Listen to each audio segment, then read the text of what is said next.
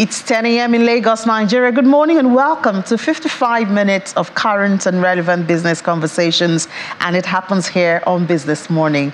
I'm Ini John Mekwa. We begin with oil prices. It fell on Tuesday, relinquishing some of the strong gains in the previous two sessions, while the markets remain cautious ahead of U.S. inflation figures for April, which will be key to the Federal Reserve's next interest rates decision. Brent crude price was down 30 cents to $76.71, and U.S. West Texas Intermediate crude was down 26 cents to trade at $72.90. Both contracts have settled up more than 2% in the previous trading session. U.S. consumer price inflation figures for April are due tomorrow, Wednesday. The Fed raised rates last week in what may be the last hike of its tightening cycle. It dropped guidance about the need for future hikes, with inflationary pressures starting to ease.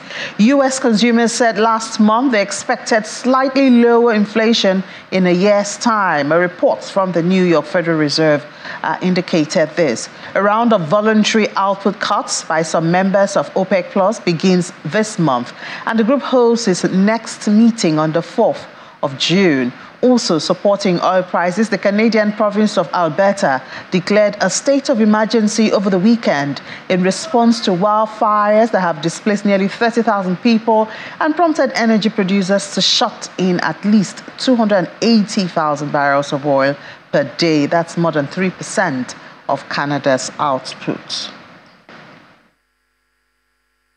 Still talking oil, but now edible. Now, Malaysian palm oil futures fell on Tuesday after a 4-session rally, slipping from a near 3-week peak ahead of a key data or the expectations of lower supply capped losses. The benchmark palm oil contracts for July delivery on the Bursa Malaysia Derivatives Exchange slid 65 ringgit to 3,697 ringgit. That's about $833.60 a ton during early trade.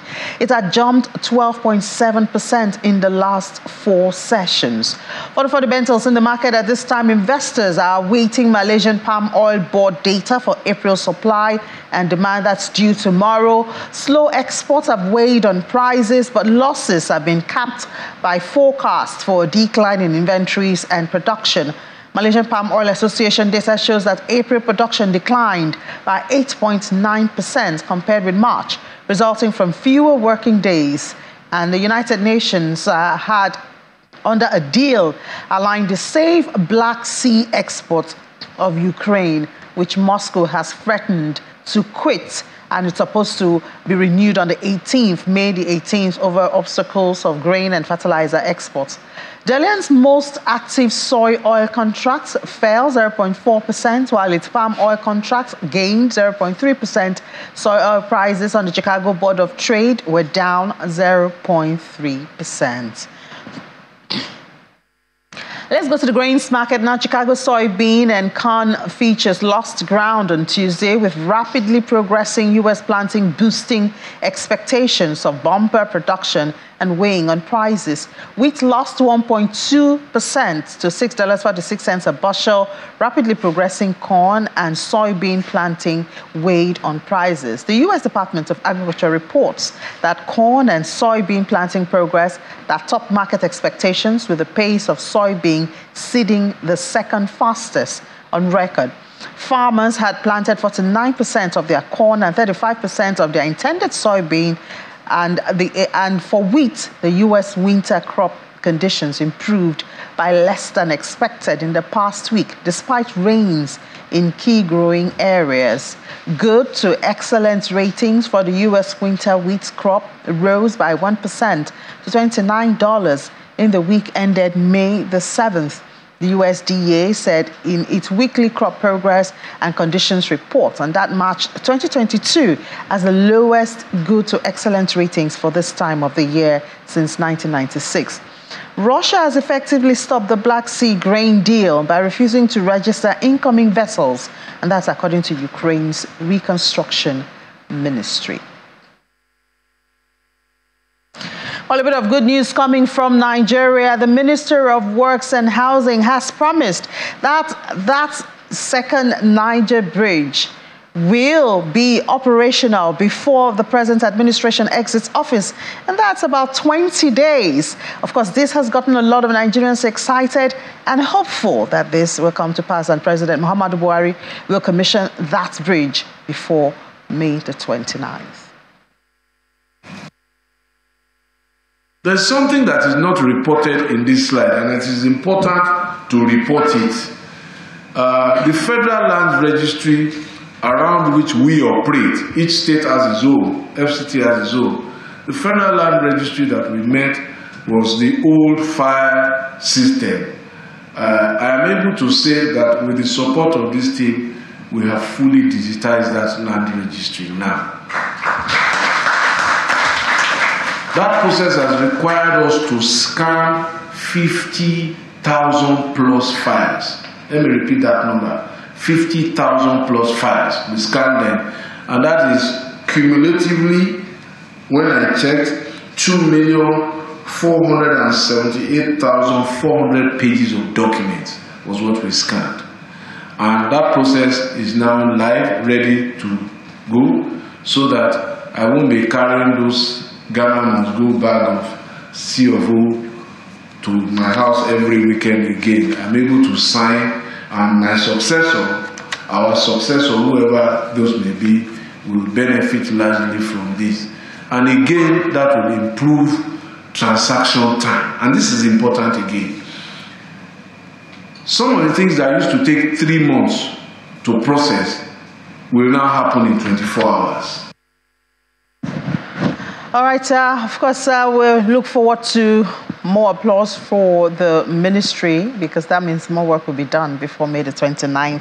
But now another thing that has made Nigerians happy in recent times has been that story that Dangote Refinery will be commissioned on the 22nd of May. That means that it should be operational also before this administration leaves office. And we do know that Dangote has a slot on this. So, I mean, it's their time. Let's use it to discuss more.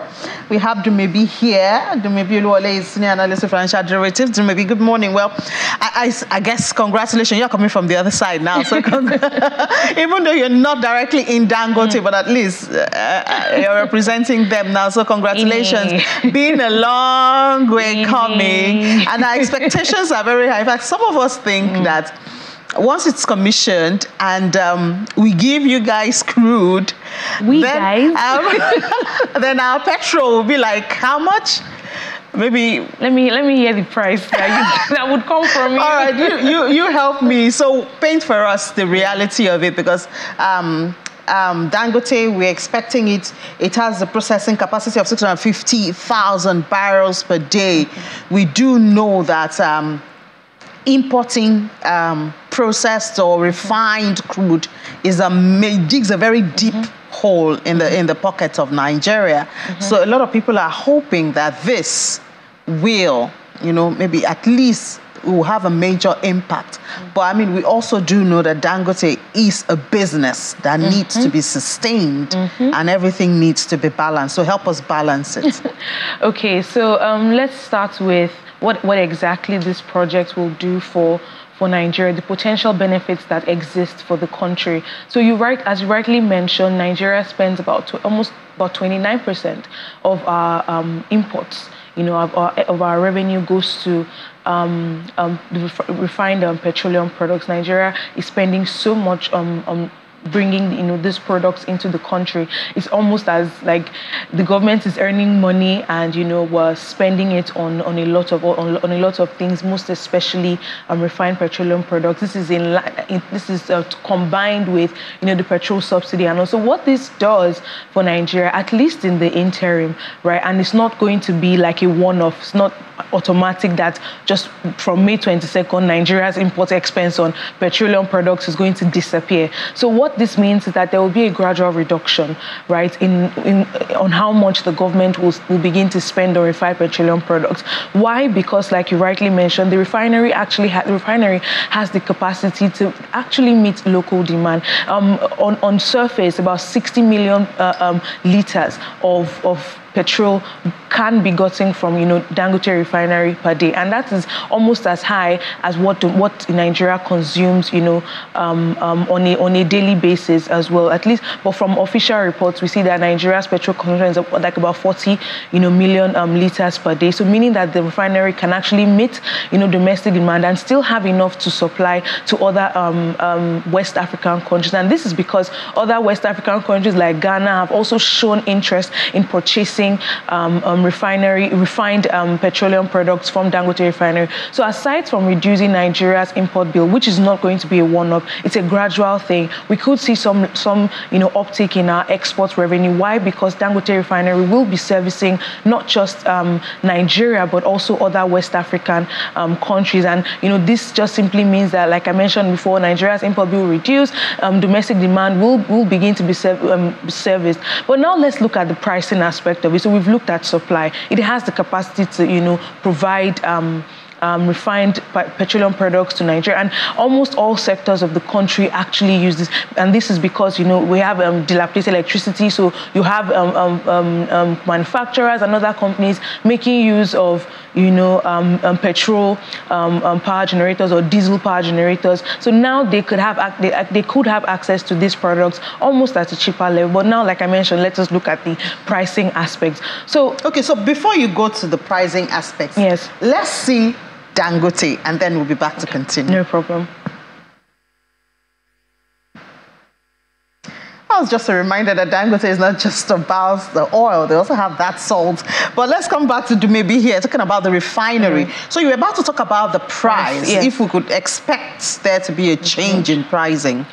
So let's start with the fact that Dangote Refinery is coming at a time when petrol subsidies are supposed to be removed. That's on the backdrop that the federal government does not, backpedal on its decision to. Yeah, but for now, now it's been suspended. So we do not know which direction the new administration, led by President-elect, will take. But the thing is, even the federal government has come out to say that they're still looking at this. It's still something that could happen by the second half of this year, or maybe by the end of the year. So regardless, we're looking at a situation where there's the potential removal of petrol subsidies, and Dangote Refinery is coming into play. So these are two events that are going to definitely impact the pricing of petrol in Nigeria. So on the back of, let's just say petrol subsidies are removed. So we'll look at two scenarios. Let's just say petrol subsidies are removed and petrol subsidies remain. So let's say petrol subsidies are removed. It means that the price of petroleum products are now going to be cost reflective. And this is a win for Dangote. Why? Because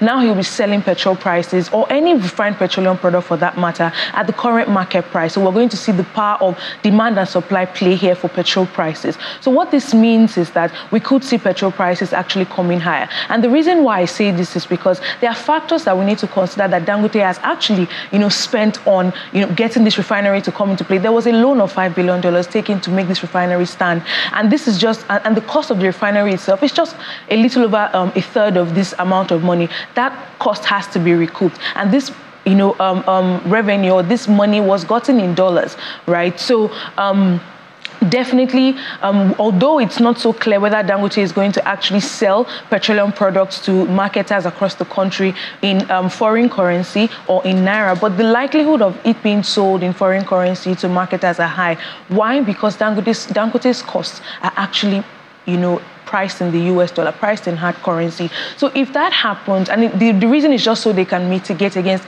foreign exchange rate fluctuations, right? So if that happens, we could see marketers actually reflect this cost into petroleum prices in the country. And that means we will still see the struggle for FX.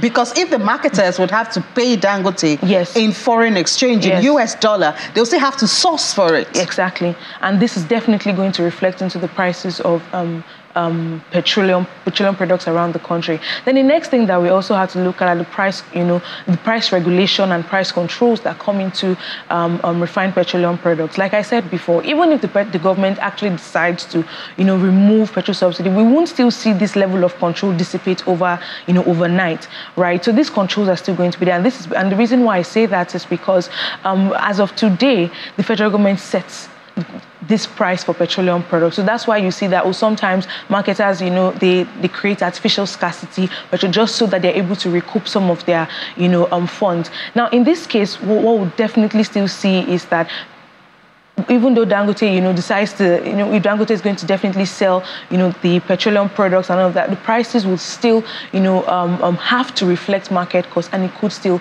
be high. And like I said before, they would have to definitely, take into consideration their costs that they've already incurred, and they have to recoup those costs and then get their revenue. And remember that, like you said before, Dangote is in it for business, right? So even though they're going to sell to Nigeria, they would also sell to other countries. Okay, right? so what about crude? Nigeria does have crude. Yes. Is Nigeria going to be selling at global market price too? Because that also determines how much Dangote will have to sell it. Exactly. So I guess the thing is, even if there will definitely be some level of arrangements, right? Because this is something that's going to benefit the country.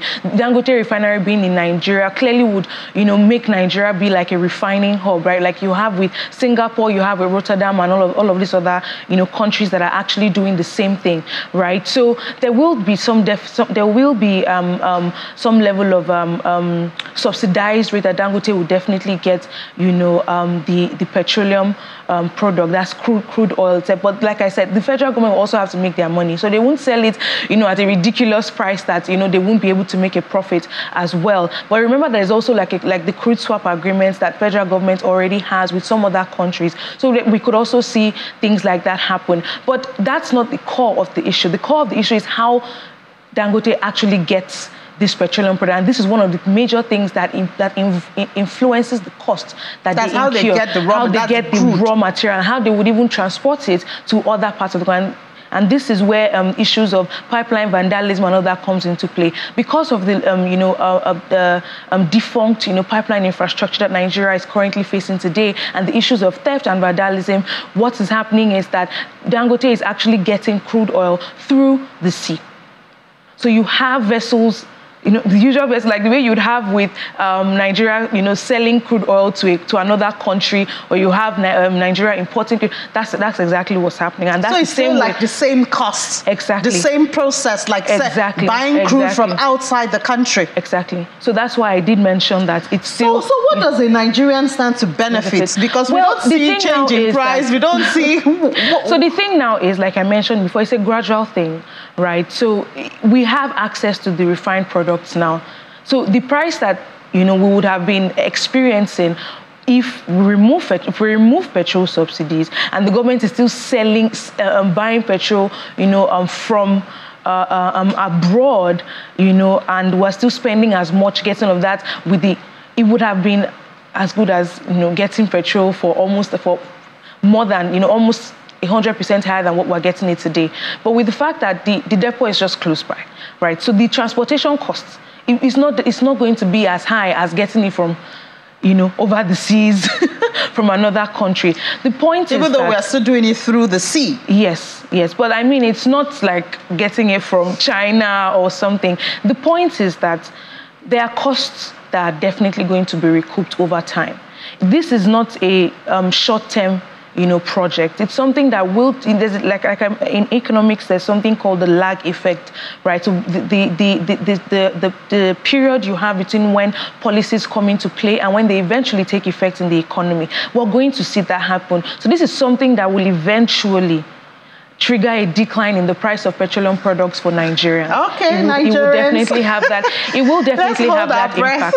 Exactly. It will definitely Let's hold our breath and look forward to the long-term benefit and not the short one, because a lot of us, have gotten so excited since we learned that by May 22nd that the refinery will be commissioned, and then we just think that petrol will be right there. We're buying it for £1 for on the flip side, actually, when the government is not spending as much to import these commodities, what it does is that it helps to set aside some extra revenue the government can use to provide other infrastructure for the country, right? So even if we might not immediately see a drastic decline in maybe fuel and all of that, we should see the government, have this revenue to spend on other aspects of the economy. We should see the government come on account and like, oh, we used to spend this amount. Exactly. And now this is what we spend. This is the difference. This is a fund for it, and things like that. But anyway, thank you so much, Jumebi, for your time this morning. All right, let's take a breather now. When we come back, we do have other conversations for you here on Business Morning. Just stay with us.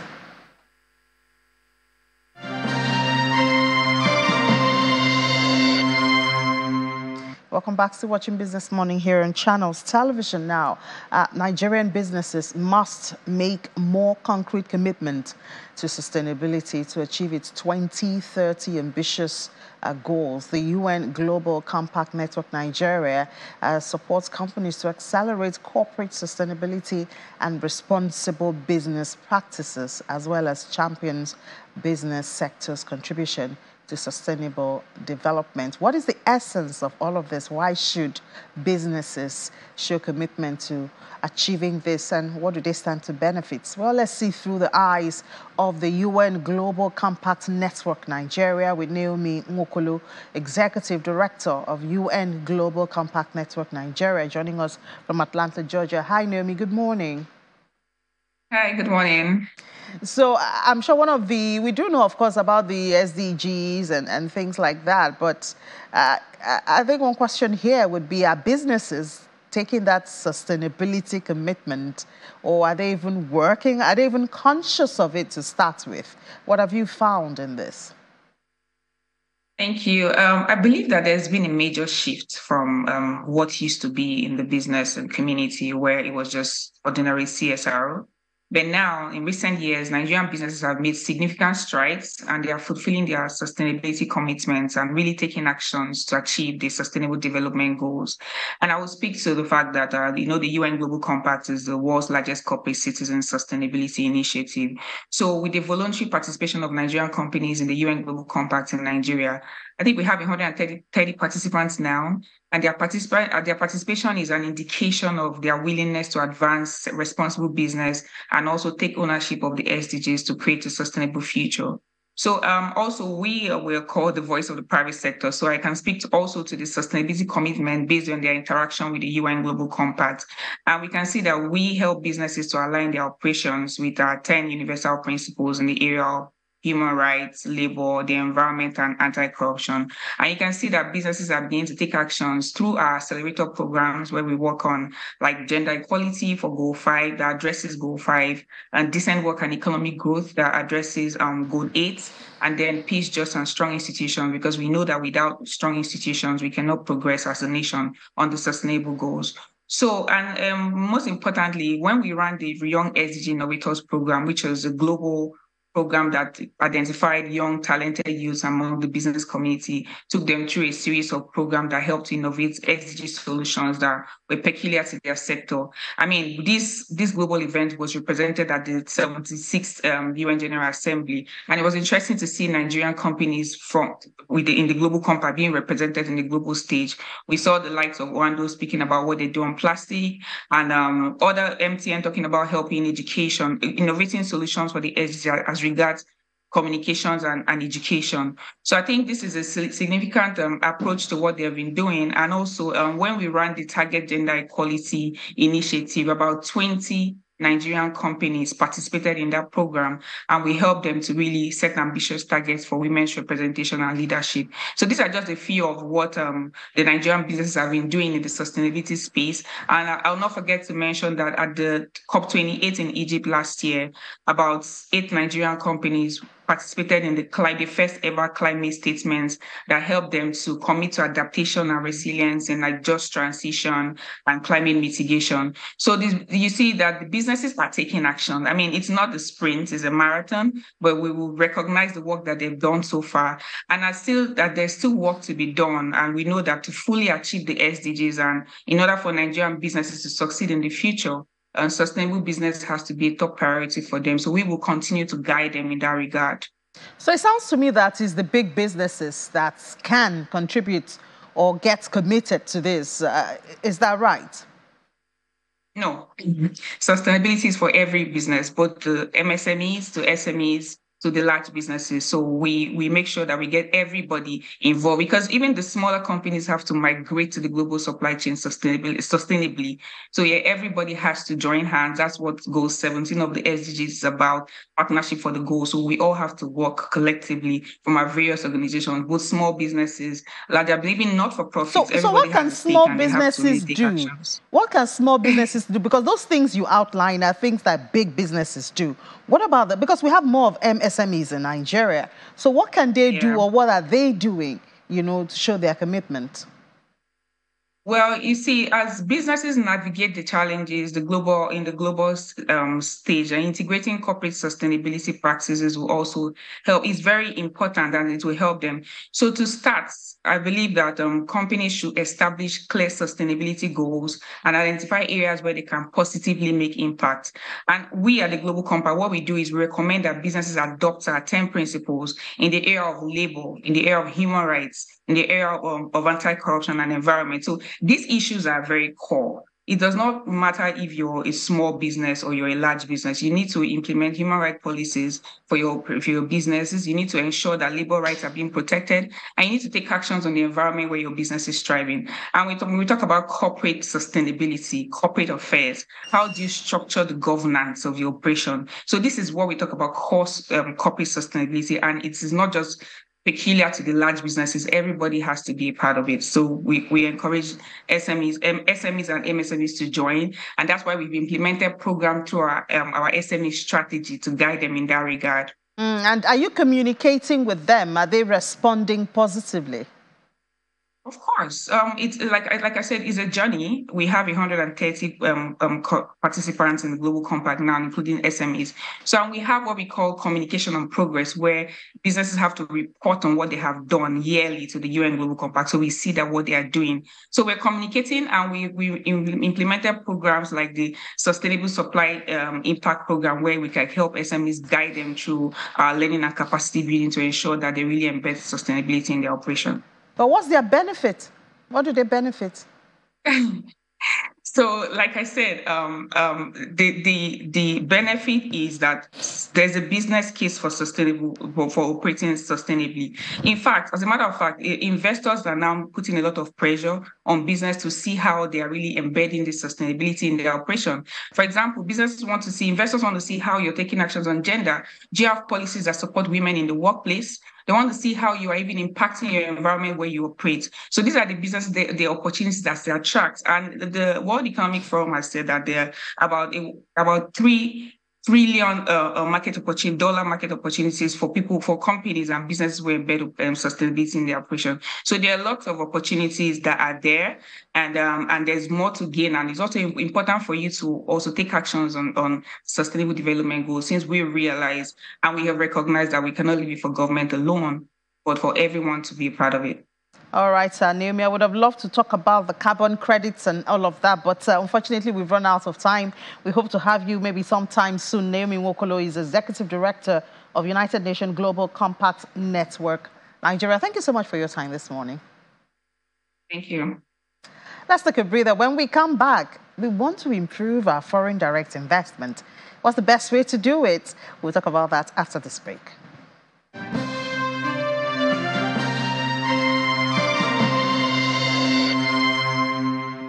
You're welcome back. Still watching Business Morning here on Channels Television. Foreign direct investment into Nigeria plunged by a third in 2020. Data from the National Bureau of Statistics shows that investment fell to $46 million in 2022 from $698 million for a year earlier. Now, the Institute of Directors, Nigeria, has a priority responsibility to enable Nigeria to attract foreign investment by promoting corporate governance and global best businesses.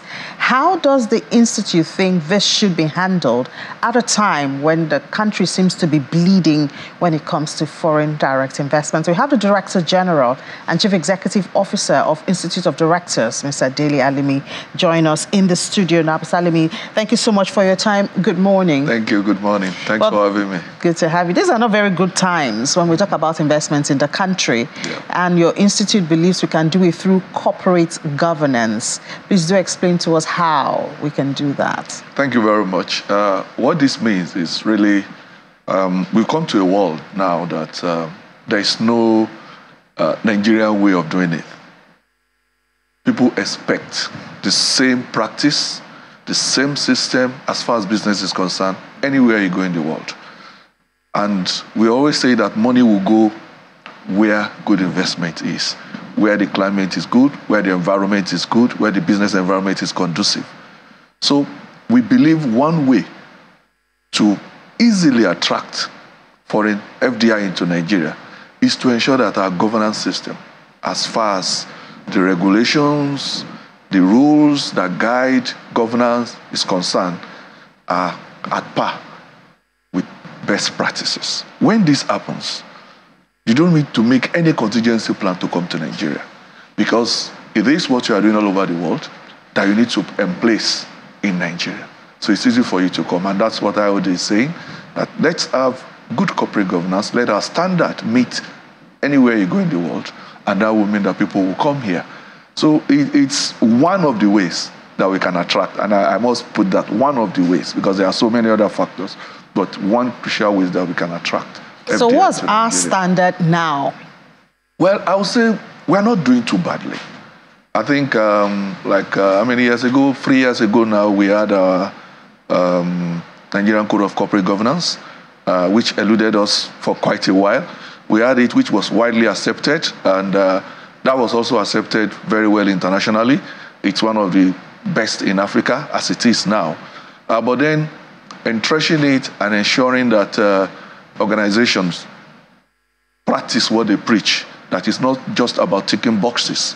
It's just about ensuring that we follow these rules. And I think when you look at what has happened in the last 3 years, I think organizations, especially the regulators, now know what to do.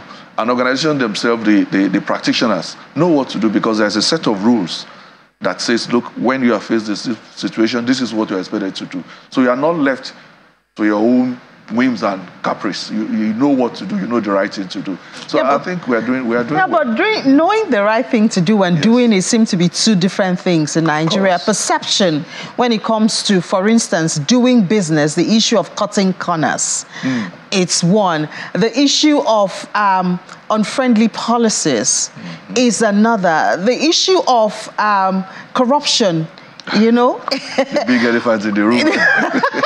Let's hit it on the head.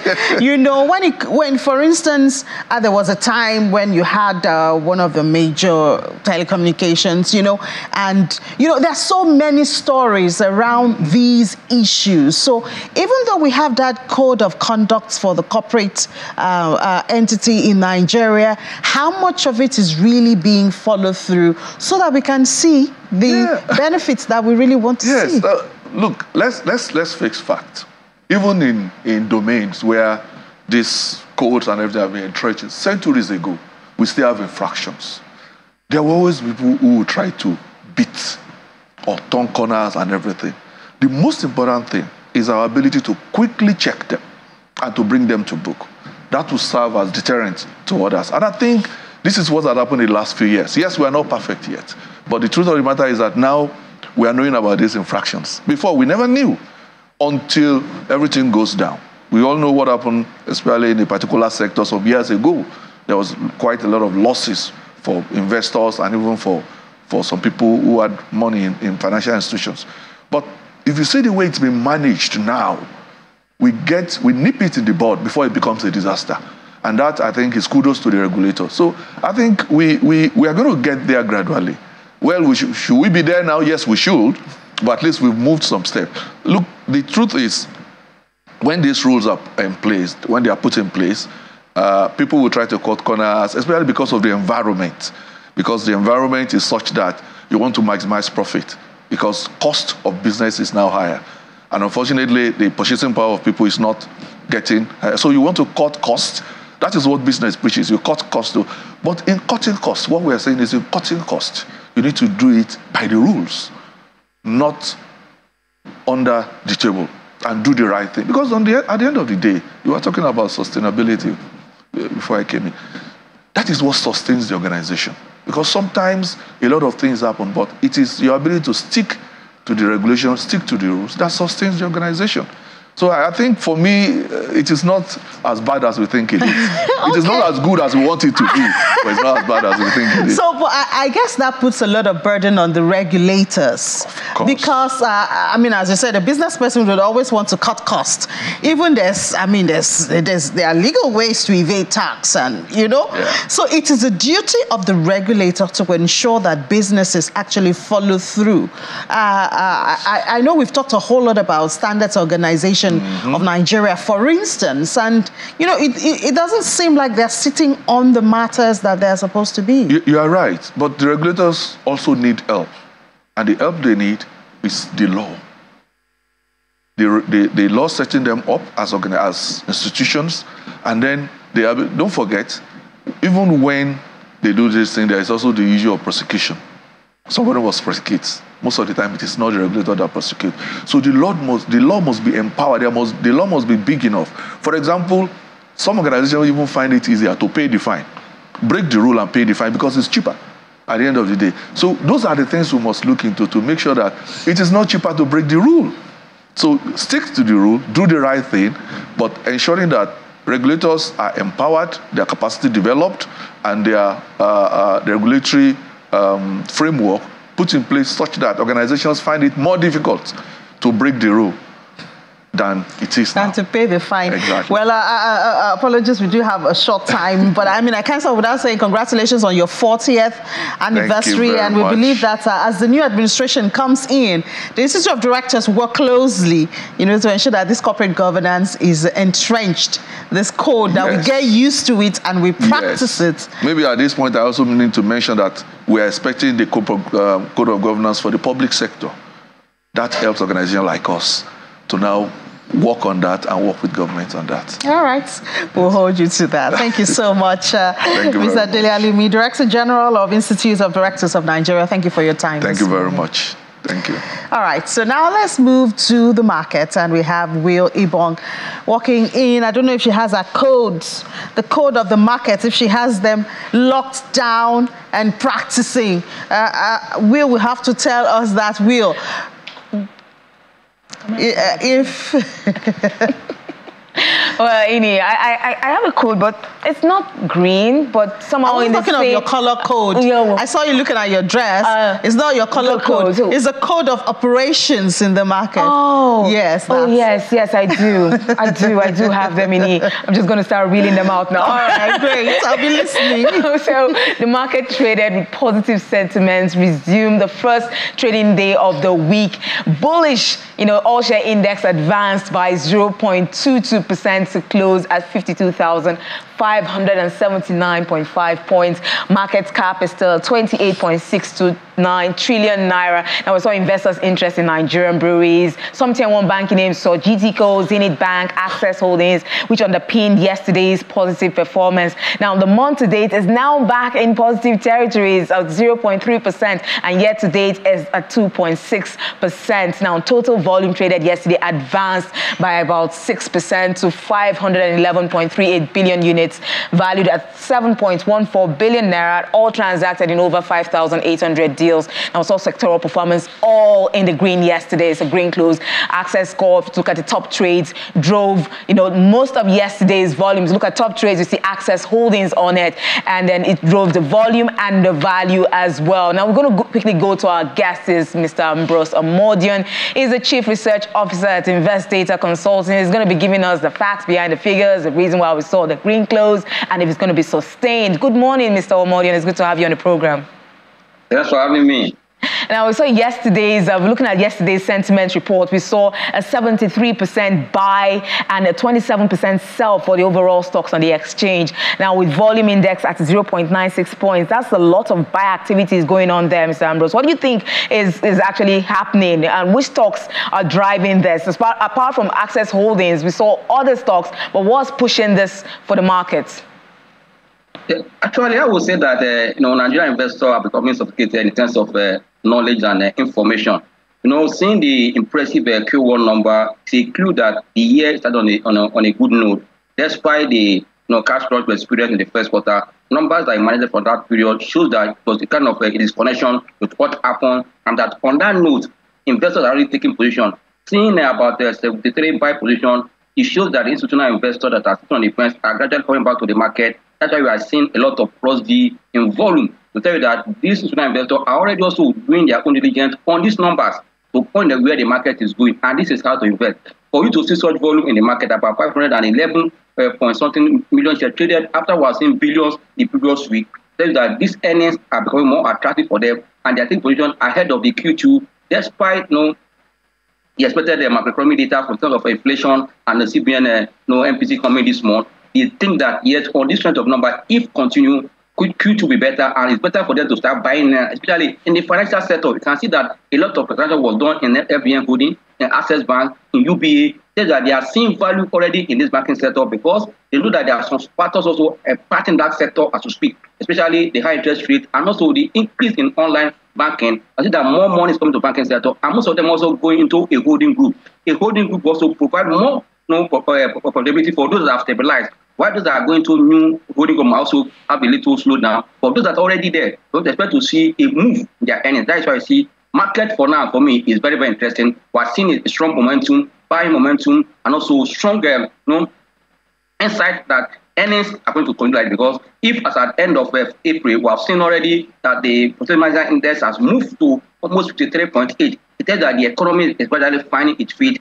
If the incoming government also come with a good quality shift that will support the economy, I believe that that is what investors are already taking, that knowing that the government is also pro-market person or group. On that note, who believe that investors are already cashing in position against the future, because every investment, either in the fixed income market, in the equity market, is against the future. But to not take advantage of what is expected in the future, to invest right now is what investors are doing. We are seeing this kind of volume and also this kind of positive momentum in the market. Oh, that's very good to know. Interesting developments in the markets. So just one word, Mr. Ambrose. Is it going to be bullish or bearish at the end? Bullish, bearish, just one word.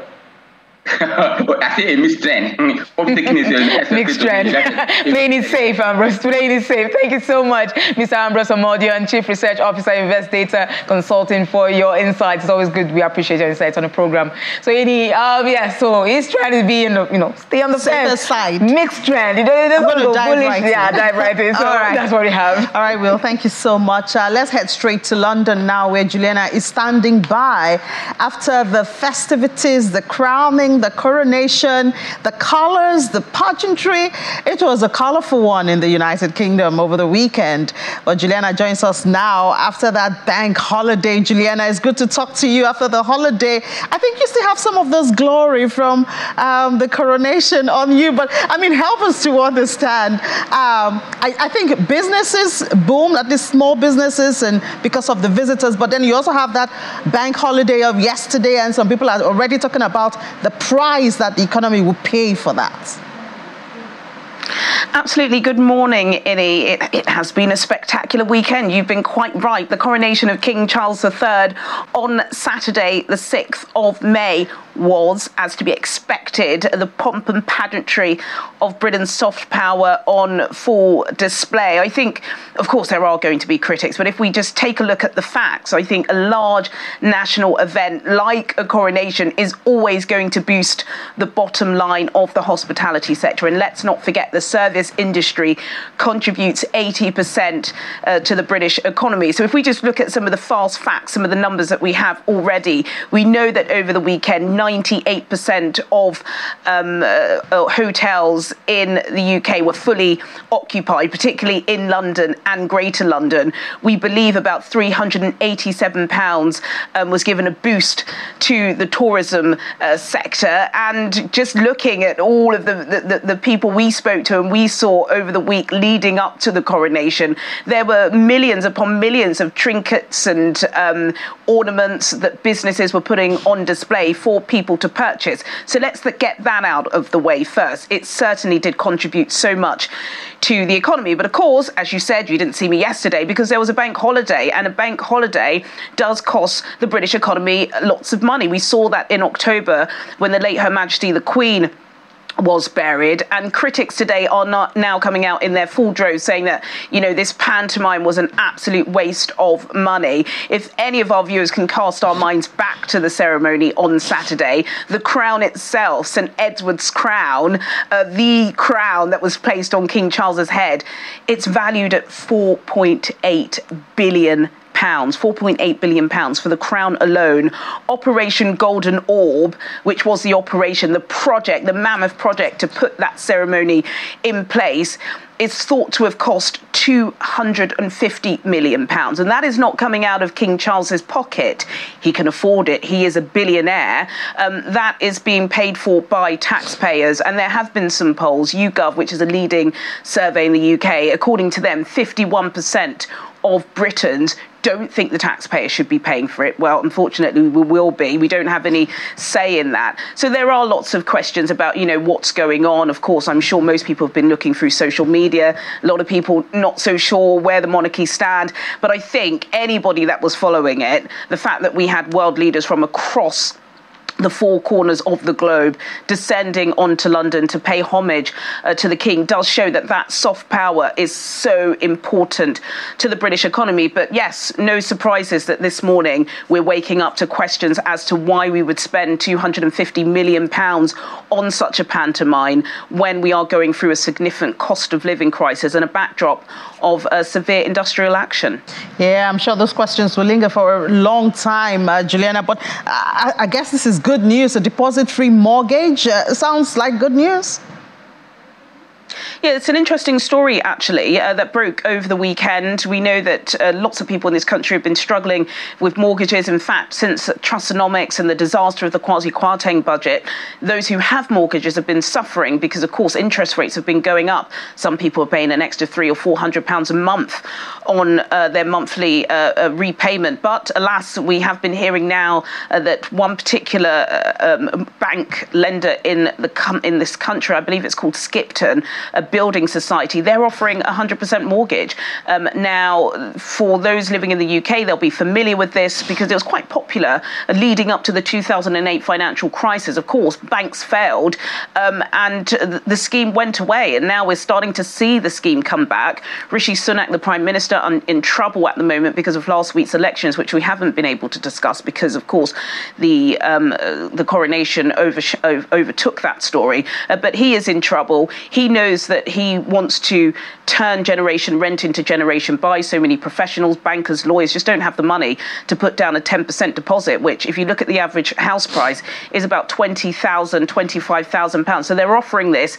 It's caused lots of debate. Let's see if it is going to be available to all. But basically, it means you can buy a house without putting any money down, as long as, of course, you are eligible and you tick all of the boxes that are being asked of you. All right, I'm sure it's an ongoing conversation. Juliana, thank you so much. We'll see you at 1:30. Thank you. See you then. Okay, so we're almost out of time, but we still have to do the crypto space and see what's going on there. I'm going to breeze through right now. There's not much time, but we know the market is bleeding at this time. If you look at the fear greed index, 51 point neutral, so we're tending towards fear at this time. But let's bring in Femi Adegolu now. Let's talk about a new trend in this market. It's called regenerative finance. We know about DeFi, which is decentralized finance, but let's bring in Femi now to tell us more about this. Hello, Femi. Great to have you.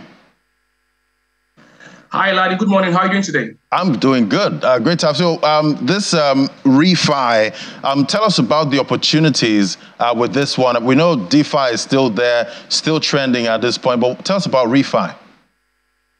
Okay, yeah. So refi is a movement that harnesses the power of blockchain and Web3, to build more sustainability in the space and more projects that are solving real-life problems and creating utilities, that will also enable investors to invest responsibly. And of course, while investors are making money, they're also making impact. And definitely tell me about how players can actually make money, because you're trying to save, the environment, but you're also putting money in people's pockets. How easy is that, and how is that going to work, really? So refi is more like an extension of decentralized finance. In this space currently, people are coming into the space with different intentions. And that's why you see that most of the investors too are scared to drop their money because they don't really know the intent of those who have created that project. So Refi is not like a long-term gain. So investors make money by investing in stable projects that are backed by real-life utility. So take, for example, real estate, you have agriculture, part of it, and some other projects are built on renewable energy. And that solves the problem of climate change. So what we're looking at Refi is an environment that is built more on sustainability and that is built more on, on long-term financial gains. So in the future, a few months or a few years, we're going to have more investors coming into the Refi space, and also because it's going to have more traction. Where they are sure that the founders really have a real intention to build sustainable solutions to solve real life problems. And that's what we do at Beachin Academy as well, informing our community and educating them on building real life solutions that will benefit humanity and also benefit the investors, because investors want to make money and also the community needs to be better. So Refi also solves the problem of climate change because we want to have projects that are built on providing food for humanity. So these are the things that we have to look at. So for investors in the space, I think Refi is more like a very lucrative environment that that needs attention. And the next 3 months or next 6 months, we're going to have more projects that are built on real life use cases. All right, be looking out for that space. Refi, definitely a new one. Thank you so much, Femi Adegulu, founder Beachin Academy. Thank you. All right, so and that's it. Refi, that's new kid on block at this time. You guys just have new inventions and innovations every day. Just coining out more. We are waiting. Thank you so much, glad to see you at 1:30. So that's it on the program. Thank you so much for being a part of Business Morning today. I hope it was worth your time, this 55 minutes. We have another one tomorrow. Before then, I'll give you a summary of what happened at the equities market in Nigeria at the news at 10. So do join me then. I'm John Mekwa. Have a great day.